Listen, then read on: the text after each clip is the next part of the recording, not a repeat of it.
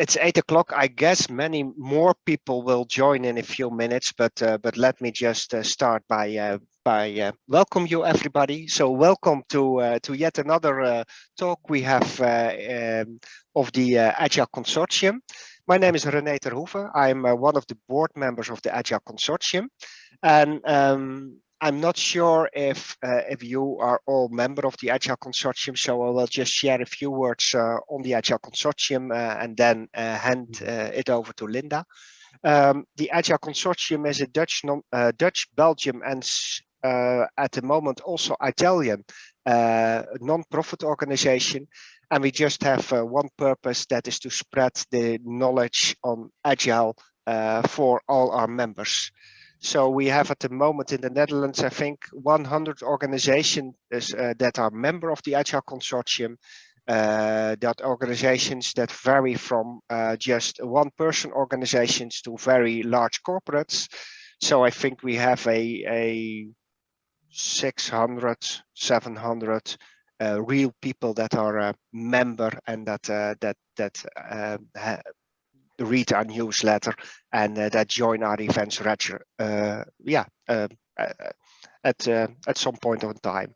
Every year we have 2 yearly conferences, one in Belgium in February and one in the Netherlands in October or November. This year, however, we just decided not to have a physical yearly conference in the Netherlands, but like last year, we will do an online conference again in the Netherlands in probably November. If you want more information, just go to our website and you will see the updates on the status of the planning the coming period.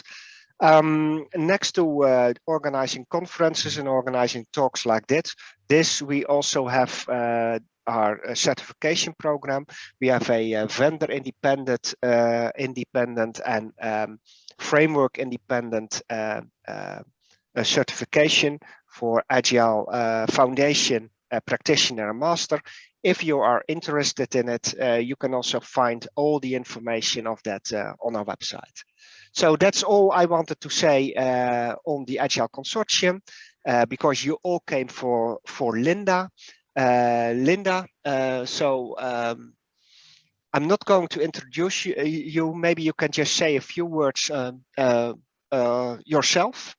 I'm very pleased to finally hear a live talk of you. Yeah, please take it away. One thing I forgot, sorry, Linda. This session is being recorded and we will publish the recording on our website and on YouTube. So if you don't want to be in the recording, please shut down your camera because, so you can choose whether or not you want to be on YouTube or not. Linda, the floor is yours, so please take it away. Okay, thank you. Thank you so much for inviting me. I know you're awfully tired of Zoom meetings and online gatherings of various sorts. So the idea that you would spend some time with me today, I appreciate that. So I'm in Nashville, Tennessee, where it is raining at the moment. That is Music City, and we definitely have music going on even in the time of pandemic because we can all go outside. Not only am I a computer scientist, software developer, but I've become interested in organizational change, how you think, how you make decisions, how you solve problems. I have a little talk about organizational change, and then if you have a question that occurs to you along the way, why, please put that in the chat. We'll have a question and answer session at the end. We can stay as long as you want. I know it's evening for you. This is middle of the day for me, so early afternoon. It's 1 o'clock right after lunch. On this first slide is my contact information. So if you don't think of a question until tomorrow, why, please send me some email with that question, or if you think the talk was worthwhile and you feel there is someone in your organization or your family that would like to hear it, I'll be happy to send you the PowerPoint. There is no copyright on any of these slides. You can change them up, put them in a different language, change the background, do whatever. And that's true for anything that you find out there on YouTube or on my website. You see a presentation that looks interesting, I'll be happy to send you the PowerPoint, and you can give it. You can do whatever you want. And then finally, let's connect on LinkedIn. So I'm going to hope and pray that everything is going to work well and that I can actually switch to my second slide. So let's see. Yes. Okay. There is a God. Well, maybe not. But so this is a talk about patterns.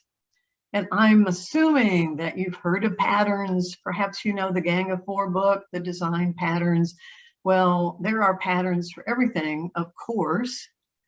And this book about patterns was written specifically to talk about how you make change in organizations, but also change in yourself.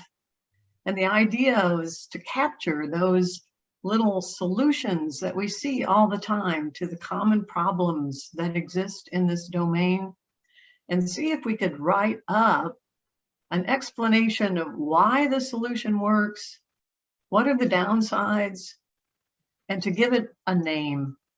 So we know that the names are important. And if we've done a good job, my co-author and I, if we've done a good job of creating the names for these patterns, we won't even have to explain what the pattern is, what the solution is. You'll understand it just by hearing the name. So there is the power of patterns. It's a language made up of the names of the patterns, a pattern language. So the two books that I wrote with my good friend Mary Lynn Manns are Fearless Change and More Fearless Change. It took us about 10 years to write each one of those books. And that's not just because we're old and slow, although we are. It has to do with how do you write a pattern? You can't just throw your idea into a book and hope that an editor will look at it and help you find mistakes. If it's truly a pattern, you have to have it validated. There must be some way of showing it to other people and asking them, have you used the pattern? Has someone used the pattern on you or in your organization? What do you see in the way we've captured this idea? So that takes an enormous amount of time. We held workshops, we invited others, reviewers, other writers to contribute. It's not just good ideas that Mary Lynn and Linda had. It's 10 years worth of research, validation, workshops. And along the way, I changed. In the very beginning, I would have called myself a designer or a developer. I have a Ph.D. in computer science. I thought the world's problems could be solved with technical solutions. And when we started writing the book, we were talking about how do you introduce patterns into an organization? We were excited about the Gang of Four book, which was in the mid-'80s. How do you get other people to sign up for your great idea? And I was looking for a technical solution, some way of explaining the idea, organizing the content. How is it that you present it? And I knew nothing about psychology, especially a field of science I didn't even know existed, social psychology, the psychology of group behavior. So I found myself having to learn about total domains that were new to me, including social psychology, including influence. Of course, I'd heard of influence, but I thought it was for, well, business people, marketing people, sales people, surely not for technical people. We don't have to be interested in influence, do we? And then finally, the idea that people are the way they are for some good survival reason. The evolutionary biologists tell us that a lot of our behavior was determined by tens of thousands of years of surviving various kinds of challenges. And so we wound up with the kind of brains we have, the ways of thinking that we have, all inherited from our ancestors. And it's impossible. Maybe I'm going to say that again. It's impossible to change those ways of thinking. We're stuck with them.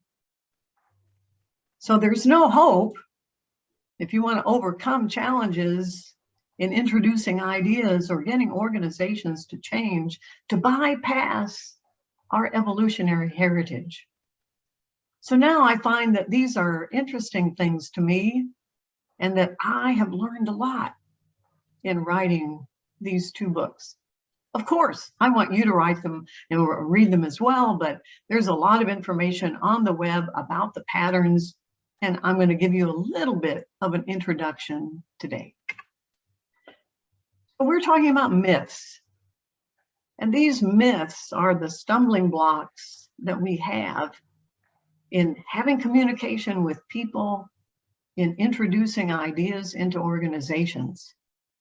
Now, I don't know if I have to translate the word myth, but in English it means something that we all believe at some level that is not true.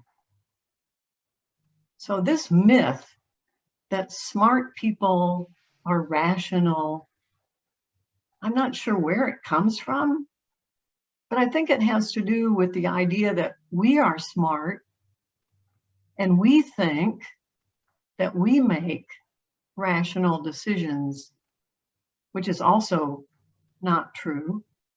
So when we talk to other people, we think, well, they're smart, so they must be making decisions the way I make decisions, rationally. So if I want to convince them of something, then all I have to do is explain it using a nice logical argument, and they should then agree that my point of view is valid or that my idea is a good one. They should then say, yes, let's do this. We understand your logical argument, and so you have convinced us or influenced us. Now, some people get confused when I talk about this myth, and they say, well, but I can give you a reason. I can give you a good reason for why I decided to do something. Other people can do the same. They can give us a reason why they made a particular decision. That is not being rational. That is making up some sort of explanation after the decision has been made. And the word for that in English is rationalization. And that reason that we create has nothing to do with the actual reason or rationale behind the decision that we made. So it's a fundamental assumption in economics, and that's what this little footnote is, that people make rational decisions. If you raise the price, they should buy less. That's rational. If something costs more, they'll buy the cheaper product. That's a rational decision. Based on an economic, what are the benefits, what are the costs, that we are all rational. Now, I've been giving this talk long enough that I would like to believe that maybe this isn't a myth anymore. There's so much research now. Thinking Fast and Slow is a book that Daniel Kahneman wrote several years ago, but I find that most people still haven't read it. And there's a reason for that. It's a difficult book to read. It's a heavy, dense, big, giant book. So finally, I gave up. People are not going to read it. So now I have a talk. If you go to YouTube, search on Linda Rising, Thinking Fast and Slow, and I will try to help you through what I think are the most important points in that book, because this should change how you think. And if you haven't read it, or if you haven't heard the research, then maybe you still believe in that myth. Maybe you believe you're rational. Maybe you believe other people are rational.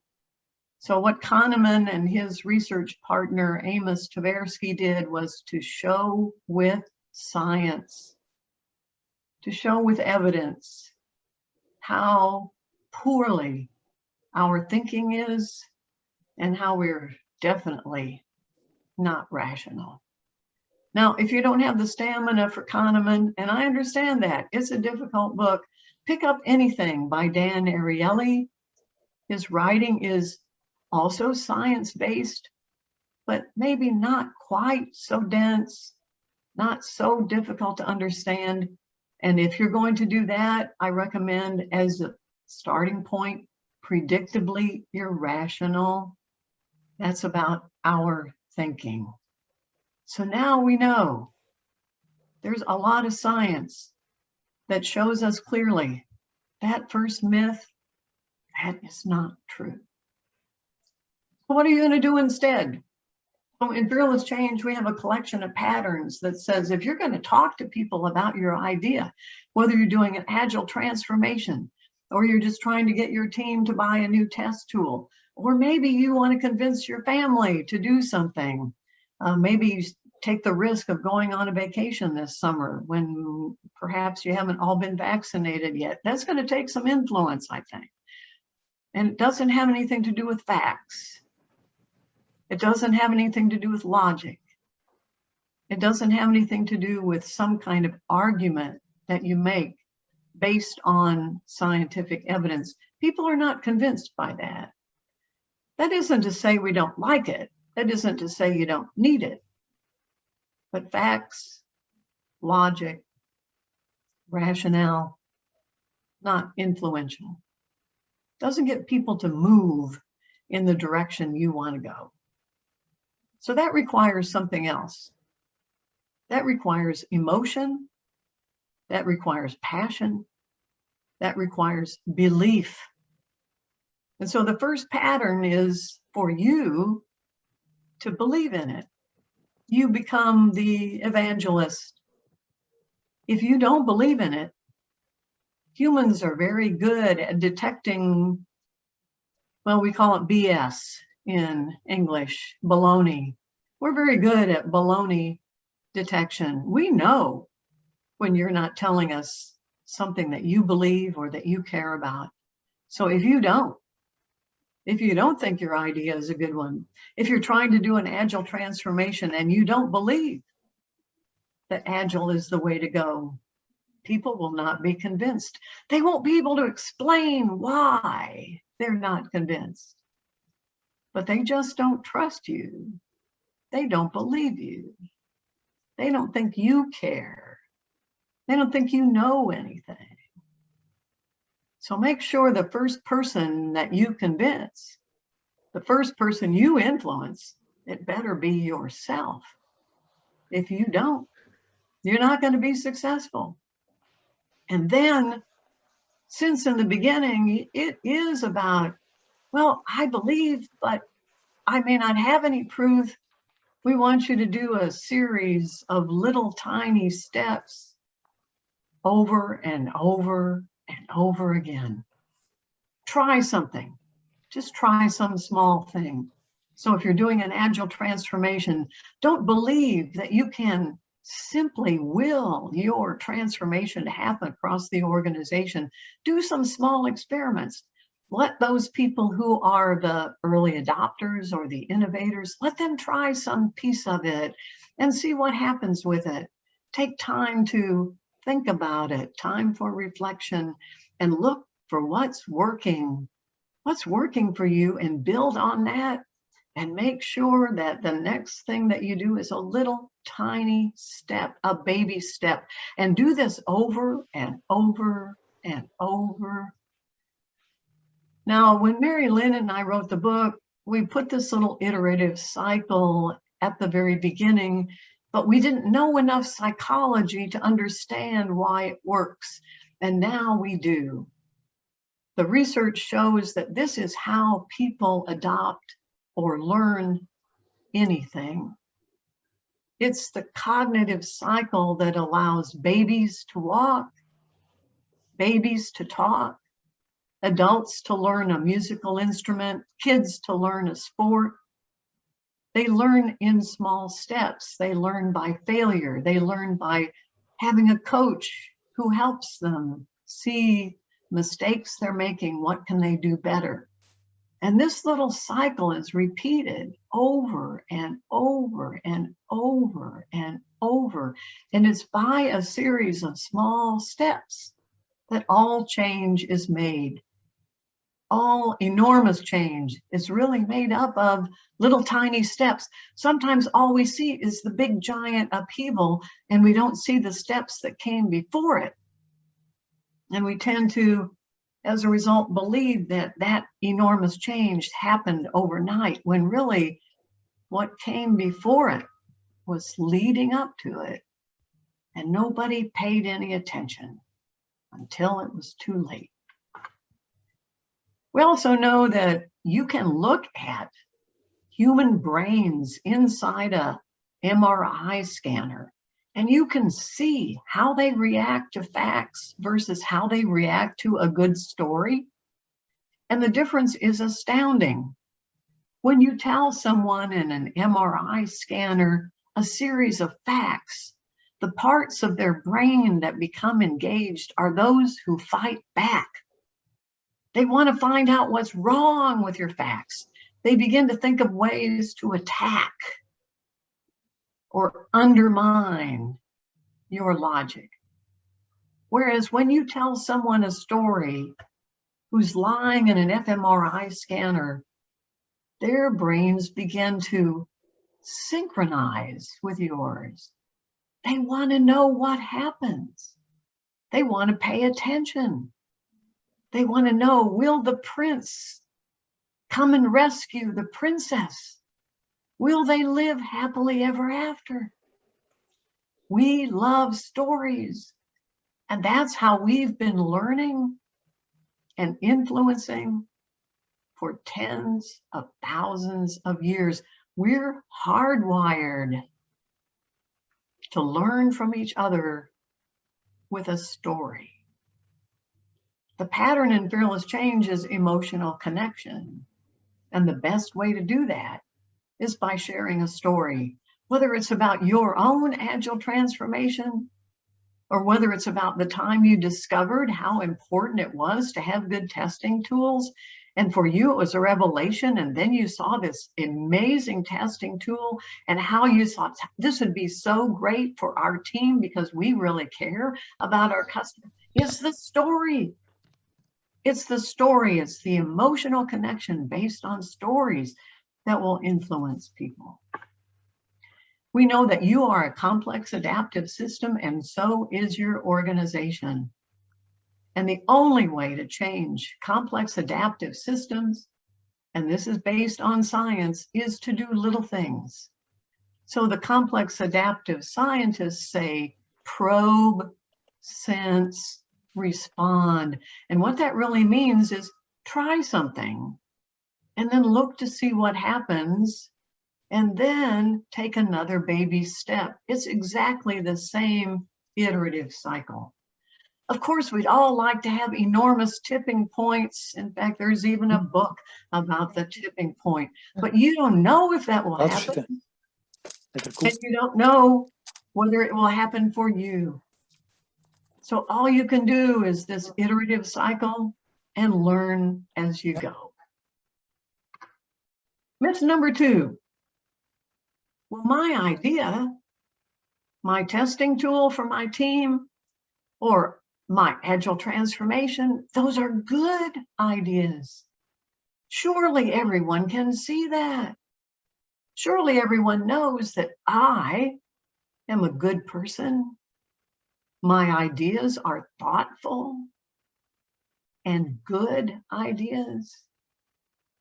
Surely goodness is enough, isn't it? Because it's good, I shouldn't have to work as hard. People should automatically come over to my side because they can see how good this idea is. We want to believe that goodness, in the long run, maybe not in the short run, but in the long run, goodness will win. So that's a myth, unfortunately. In fact, it's such a strong belief in us that it's listed as one of our cognitive biases. So if you want to see how many cognitive biases we have, just go search on cognitive bias and see the enormous list of all the different strange ways we have of viewing the world. And this is certainly one of the strangest. It's called the just world fallacy. We all have a deep belief that somehow good things will win. So to counter that, even though I'm offering logic now, and that is not convincing, we know, if you can think of a time in history when bad ideas won. I mean, it could be a technical idea.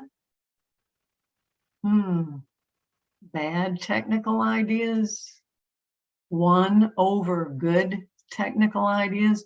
Oh yes, I can think of several. What about political ideas? What about religious ideas? What about the rise and fall of amazing countries, domains? Yeah, just look at the history of the world. It isn't necessarily the case that the good idea is going to win. It's a myth.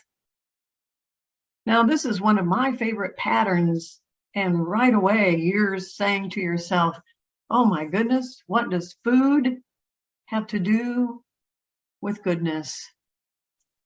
So I'm going to tell you one of my favorite experiments from the world of social psychology, and it has to do with food.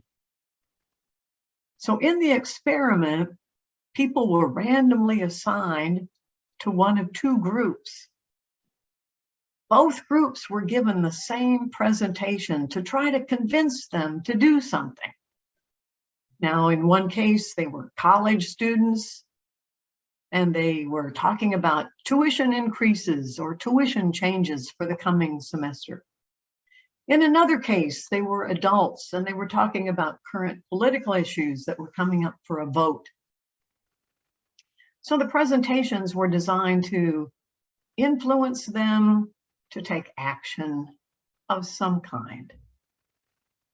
Now, the difference between the two groups was that one group simply got the presentation, that's the control group, and the other group, well, the other group got food. So then the question is, which group was more likely to support the issue? The control group or the group that got the food? And the answer is, of course, otherwise I wouldn't be wasting your time by telling you about this. The answer is the group that got the food, of course. Now that's not too startling, because you might say, oh, well, people like food and they probably felt better. It was like a party when they were hearing the presentation. And so they were more likely to go ahead and vote for the issue or do whatever the action was. That makes sense, doesn't it? But what's startling about those results is that many times the presentation was about a bad idea, something that really wasn't in the best interests of the people who were listening. They wanted to raise their taxes, take away some of their freedoms. In the case of the students, raise tuition for the next semester or increase graduation requirements to make it harder to get a degree. Even in those settings where you were asking people to vote for a bad idea, if you gave them food, they were more likely to support it. Now, there's one little addition to this experiment. If you provide food, thinking that it's going to convince people to do something, and you're not careful, and you choose some food that the people who are hearing your presentation don't like or unhappy about, then that will cause them to turn against your idea. So it's not the quality of the idea, it's the quality of the food. We have spent tens of thousands of years sitting in a circle on the ground, listening to stories and sharing food with people we trust. This is so deeply hardwired in us that we still have it today. Even though we have plenty of food, most of us, even though we know too many people to sit in a circle, most of us would have trouble sitting on the floor anyway. We still love that. We love sitting with people, sharing stories, sharing food. In fact, in this time of pandemic, that's what we miss the most. Sharing stories, sharing food, sharing experiences with all those people that we only get to see in a little square box in a Zoom meeting. This pattern is so powerful. It's one of the most underappreciated, but one of my favorites. When I gave this talk once in London, a gentleman named Morton Elvang came up and he said, in my office, we have something called Maria's Rule, and I'm sharing that with you today. He said, there are very few problems that cake cannot solve. I said, would you please send me a picture of one of Maria's cakes? And so he did. So I can imagine sitting around with your team and sharing this beautiful cake. I mean, I can bake a cake, I can, but I don't think I could do a cake like this. This is special. This is Maria's cake. And I'll bet it's very good at solving problems. Myth number 3. Oh, this is still common, isn't it? If I had enough power, if I were the CEO or the president, I could just make people do it. I could make them adopt Agile or buy this testing tool or whatever I wanted. If I had enough power, I could make people change. In a way, they're right. If you threaten people, if you say, I will fire you, if you can't get on board with this Agile transformation, and in fact, this is a common technique. Those who can't get on board with Agile, well, we're just going to have to find another company for you. You're going to have to find another home because this is obviously not where you belong. Threatening people, firing people, killing people, that's very effective. The problem with the result is that is called in English compliance. People will say, oh yes, Oh, sure. Okay, yeah, whatever you want. Yep, testing tool, you got it. Agile transformation, yes, I'm there. Oh yeah, I am so agile. You'll get people to sign up if you have power over them, and if you threaten them, you will get compliance. But you don't want compliance. Remember, you're an evangelist. You believe in it. You think this is important. You care. And that's what you want others to feel as well. You want commitment. You want them to believe. You want them to care. You want them to have the passion that you have for this idea. And if you use compliance, then that assumes that somebody is going to have to watch and make sure everybody is compliant. That's overhead. And the amount of overhead in a compliant situation only ever increases. Because at some point you'll find out that those who were supposed to watch and make sure that everybody was compliant, well, they weren't really doing a good job. So now you have to find somebody to watch the watchers.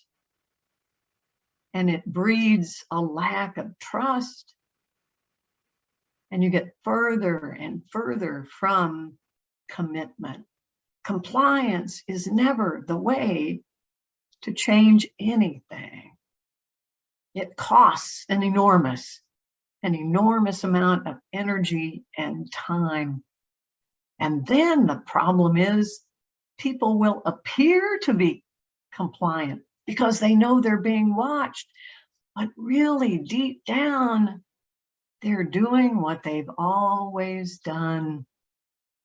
And to the greatest extent possible, they will continue doing that and will fight back at every opportunity. It's not for nothing that we have the word sabotage in our vocabulary. Isn't that Dutch? Sabotage? Yeah. If you haven't read Stephen Covey's book, it's very easy to read. Everyone should have a copy, The 7 Habits of Highly Effective People. If you have read it, read it again. He said, you can buy a person's hand, but you can't buy his heart. His heart is where his enthusiasm, his loyalty is. You can buy his back, but you can't buy his brain. That's where his creativity is, his ingenuity, his resourcefulness. He's talking about the difference between compliance and commitment. The pattern in fearless change is called personal touch. Every person wants to know the answer to this question. What's in it for me? Why should I? Why should I care about the testing tool? Why is that important to me? Every person in the organization is saying, what will Agile, if we do go through this Agile transformation, what's the benefit for me? Why should I care? And if you, as the evangelist, are going to make a difference, you have to have an answer for every person. And that means you have to understand where they're coming from, what their problems are. It's not enough, just as Jeff Patton says, to collect data. You have to walk a mile in their shoes. You have to see what their life is like, what their problems are. And if your idea won't help them, then they're right. Why should they? Why should they care? You've likely seen this curve before. What you might not know is that it's hardwired. Every time you introduce any new idea into a group of people, if that group of people is sufficiently large, you're going to always see the same response. A very few people are going to be very excited about the idea simply because it's new. Those are the innovators. A few more are going to be open, but they would like to hear a little more about it. They're seeking information, the early adopters. And then the big chunk, the first big chunk, they're not going to go anywhere until they see that most people, especially those who are just like them, till most people are doing it. And the next big chunk, the late majority, they're probably not going to do it unless they are forced to. And then finally, the last group, the laggards, they will never do it. So I said at the beginning of this is hardwired. Can you imagine why that would be? Why would we have evolved to have this response? This is not just any individual is an innovator or any individual is an early adopter. This is how we behave as a group. This is from social psychology. So let's go back to the Stone Age, where we were always hungry and we're sitting in a circle telling stories. And we wonder, there seem to be a couple of our members who are missing. Where are they? Where are Sam and Fred? Where did they go? Oh, I see them. Here they come. They're coming over the hill now, and they seem to be very excited. They're carrying something. It looks like food. They found some food. Oh, I wonder what they have. Sam and Fred come up to the group and say, we have found some new berries. And we've been eating them, and they're so delicious. Come on, we'll show you where they are. So a few people in the group say, great, show me where the berries are. I'm hungry. And they head back over the hill. Well, not everyone goes. A few people are saying to themselves, I think I'll wait and see how Fred and Sam are tomorrow. I'll see if they are sick or having other symptoms before I try it. I'm not going to do it just yet. I'll collect more information. The next day, Fred and Sam seem to be okay. They're not sick. So the early adopters say, oh, I might go try those berries. But the early majority, they're going to wait until lots and lots of others have tried the berries before they decide they're going to try the new berries. And of course, the late majority, unless they're starving, the late majority might say, okay, I'm starving. It's better than dying of starvation. I guess I'll try the berries. The laggards, even if they're starving, they will never eat the berries. Can you see why this response would lead to survival of the group? It allows for new ideas to come in. It allows for some people to get excited about and try new things. Otherwise, as a species, we would not have survived.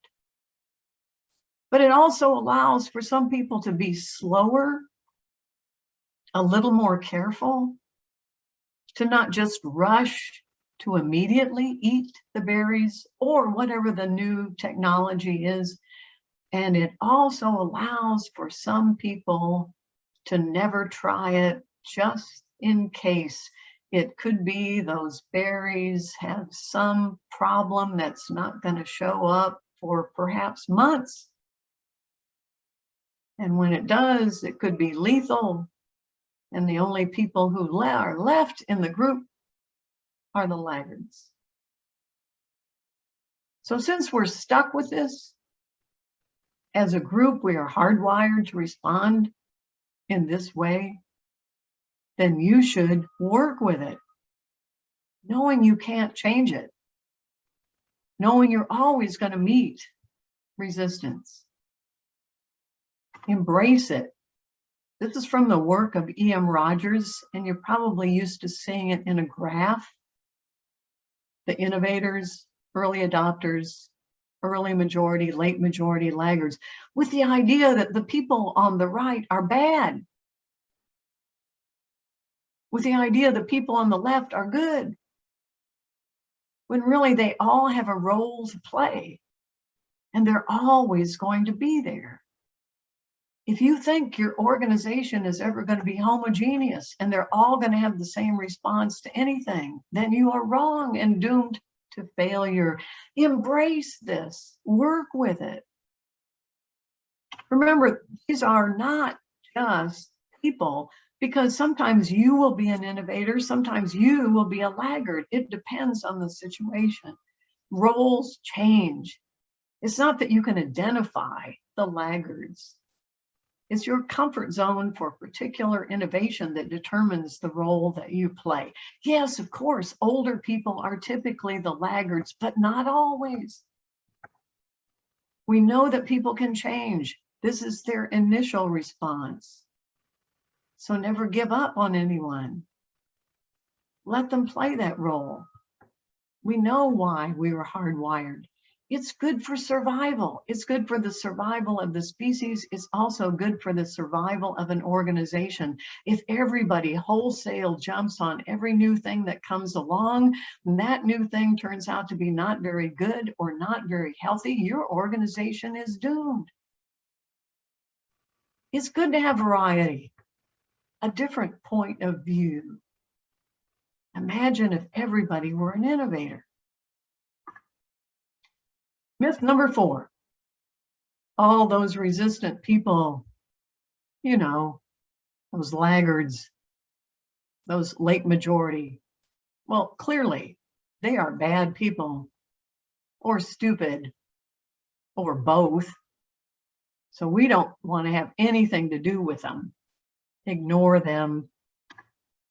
The pattern in fearless is fearless. And it says you should pay attention to those who are resistant. Really listen to them. What are they thinking? Maybe they have something that can help you with the idea, help you understand your organization, help you understand yourself. Look for a way to learn everything you can, especially from people who don't agree with you. In this day of social isolation, of only listening to people who agree with us, we are removing our opportunities to grow if we only hear from everybody else who thinks the same way. Diversity is key. There's plenty of evidence for that. Different points of view. So listen. There's a wonderful experiment, I've even cited it, and I'd be happy to send you the paper if you want, where men were told that they were going to talk to a beautiful woman or an average-looking woman, and those who thought they were talking to a beautiful woman behaved differently. Well, that's not too surprising, because men like to talk to beautiful women, we know that. But what's really surprising about the experiment is that not only did the men behave differently when they thought they were talking to beautiful women, but so did the women. And of course, in the experiment, the men who were told they were talking to a beautiful woman, or the men who were told they were talking to an average-looking woman, they were all talking to the same women. But when the women were treated as though they were beautiful,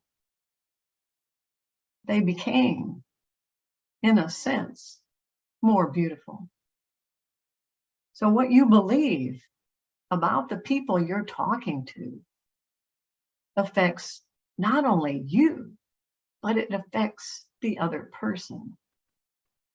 So if you believe the other person is worthy of respect, if you believe the other person has something important to say, if you believe the other person can teach you something, then you're much more likely to get that response from the other person. We determine that.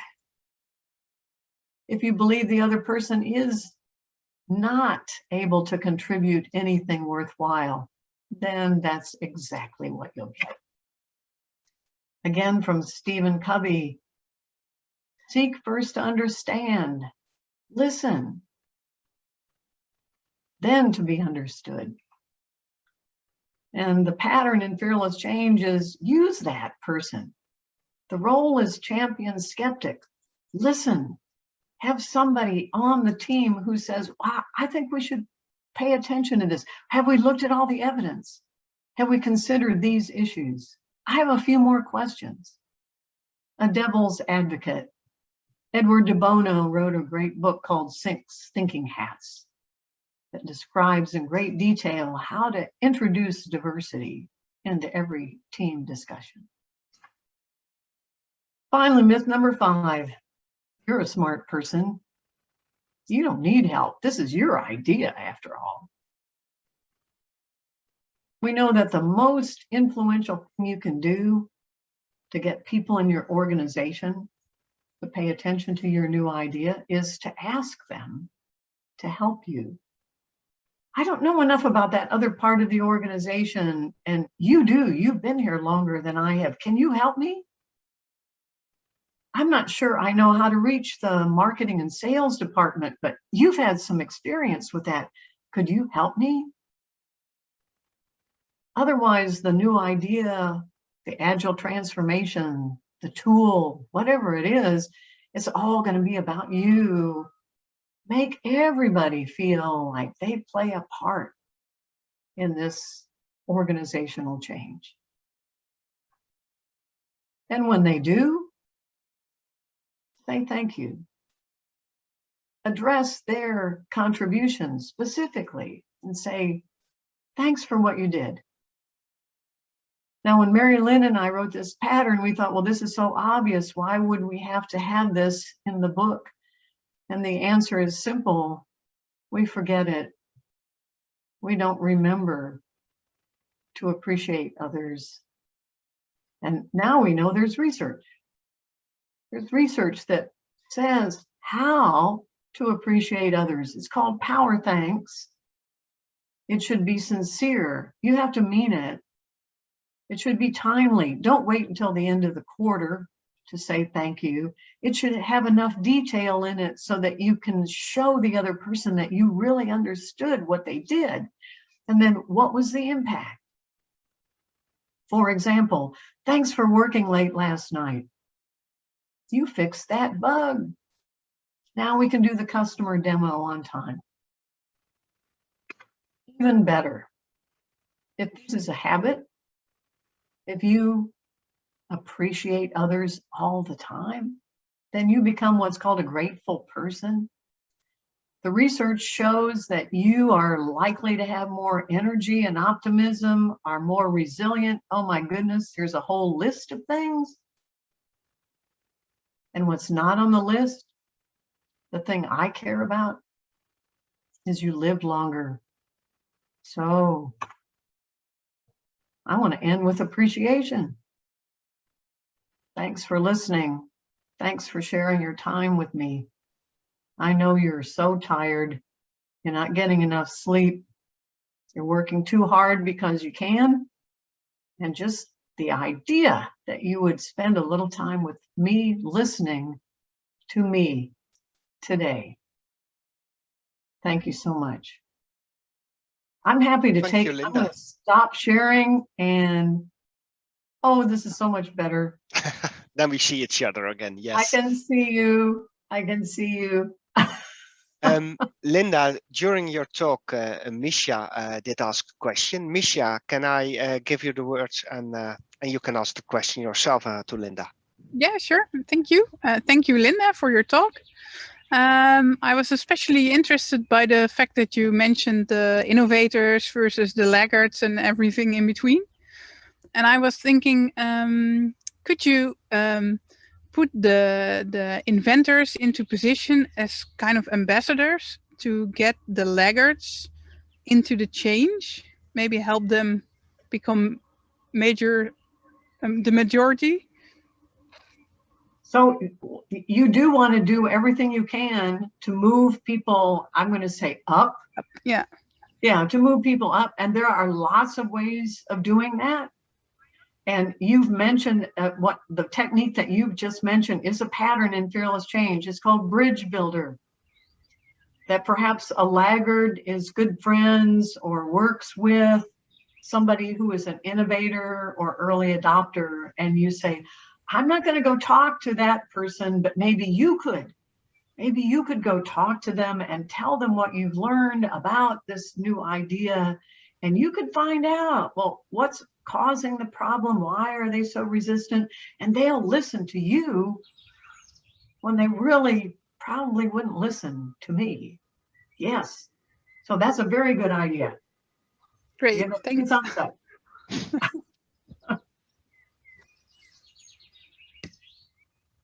Other questions?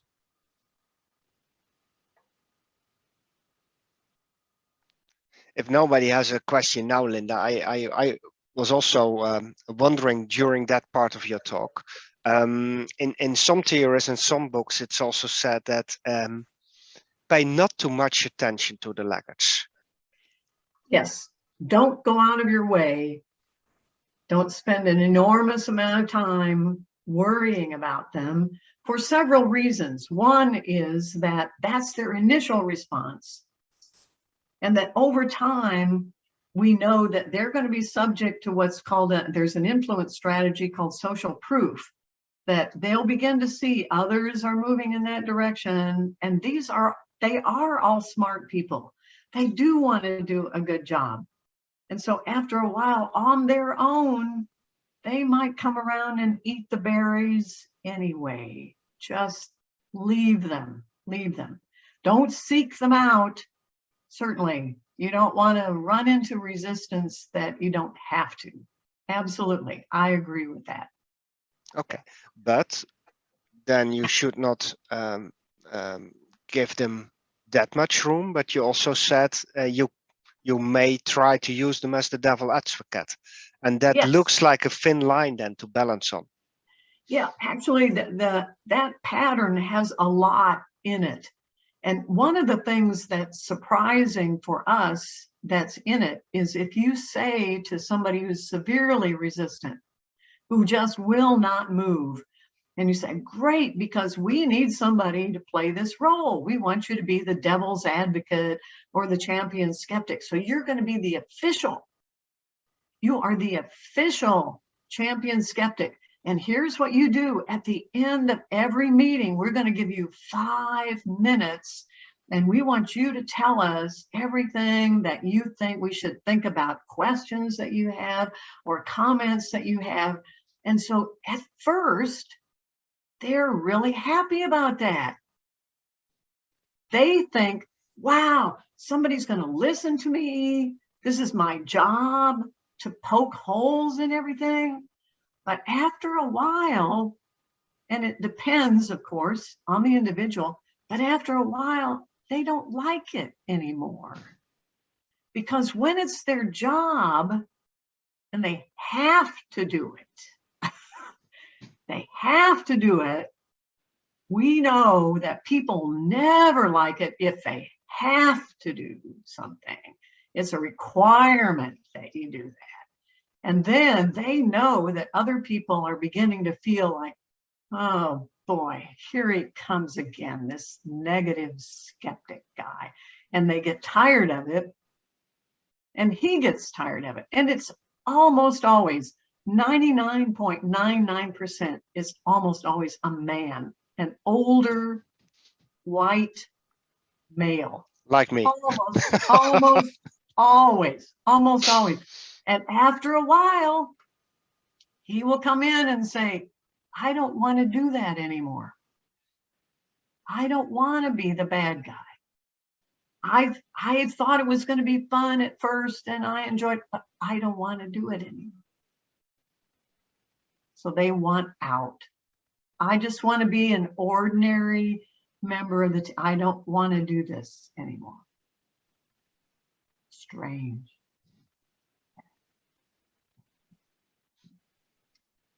So even the skeptic, even the resistor, what they want deep down is they want to be accepted. They want to be a member of the team. They don't want to be the guy who's over here. Yeah. Thank you. Yeah. Somebody else a question?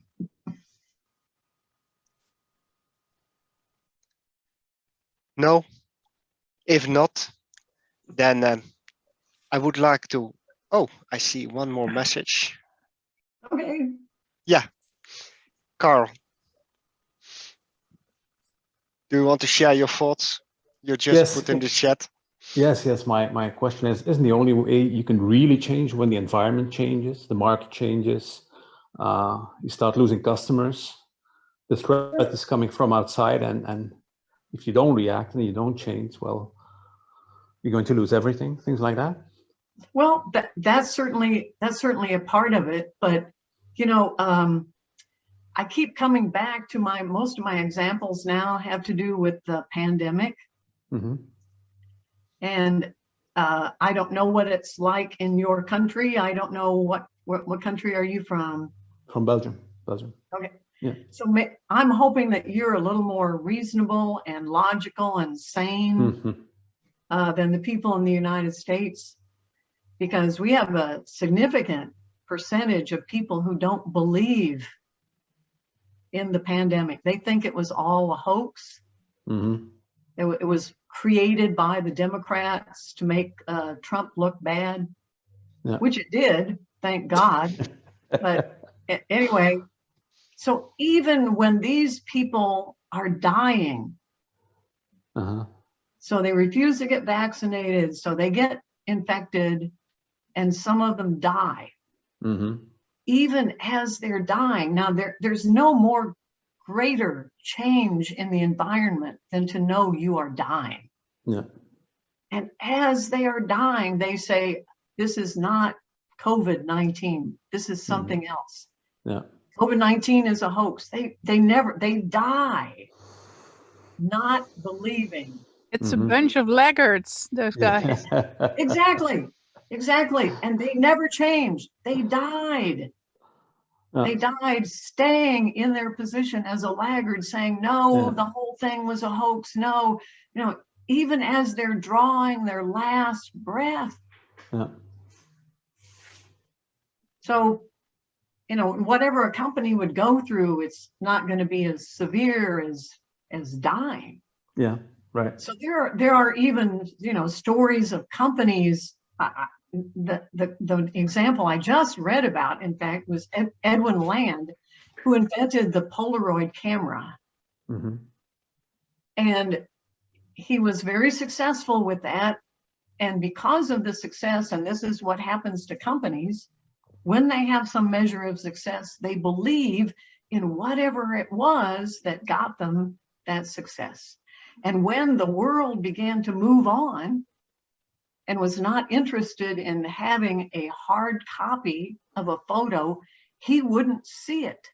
Mm-hmm. So the whole company died. The whole company went under, and he went with it, and he never changed. Mm-hmm. He died believing that, nobody wants these digital photos. No, they want a real photo, and I can give it to them. I can give it to them. They really want it. So he was delusional in his belief right up to the end. So organizations are made up of people. People are not rational. They don't always respond in a rational way. If they have deep beliefs in things that are going to lead to their demise, they're going to go down with the ship. It doesn't bode well for us as a species, does it? Yeah. Yeah. So I don't know if you're still doing transformations, but it's like a bit of self-torture, right? If you realize that all of these constraints are there, and it's a very tough job, right? And I don't know how you're positioning towards that job and those kind of engagements. What are your thoughts on that? And And I think you have to go in with realizing several things. One, the whole organization will never be whatever it is that you want. If you want them to all be agile, they will never. So you have to realize that up front. They will never all be the same. They'll never all be, there'll be some people who are going to be way out in front, who are going to be doing Agile plus or whatever the next thing is. They're always going to be out in front. And then they're always going to be the resistors. That's just the way it is. So if you realize that, okay, and that it's not ever going to be fast, it's slow. So when that CEO comes in and he's got his flip chart and he draws a line, he says, okay, well, here's our deadline. And you say, well, I don't think so. You know, you can draw all the lines you want, but no, it's not realistic. It's not realistic for anything. Yeah, we already know projects can't meet deadlines, and how many projects have we done? So transformation, no. So if you realize those two things, one, they'll never all be the same, and two, it's going to take a long time, and it's going to be slow, step by step. That's, then you'd say, okay, that's reality. That's reality. Right. And that, again, that's where we are with the vaccine. We'll never get everybody vaccinated. That's a given. You know, the CDC right now is saying, oh, but we've got to get to, and it's, no, it's not going to happen. And it's going to take forever. So my daughter is in the Vanderbilt trials for Pfizer. She's already had the booster. So I think we've got the rest of the world hasn't even had their original vaccine, whatever it is, and she's already had, so she's way out there. So we're never all going to be the same, and we're never all going to be, and we will never get rid of this. This virus will be with us forever. It'll outlive us. So we will have to learn how to live with it. Is that a good way to end? Well, it sure is a realistic ending.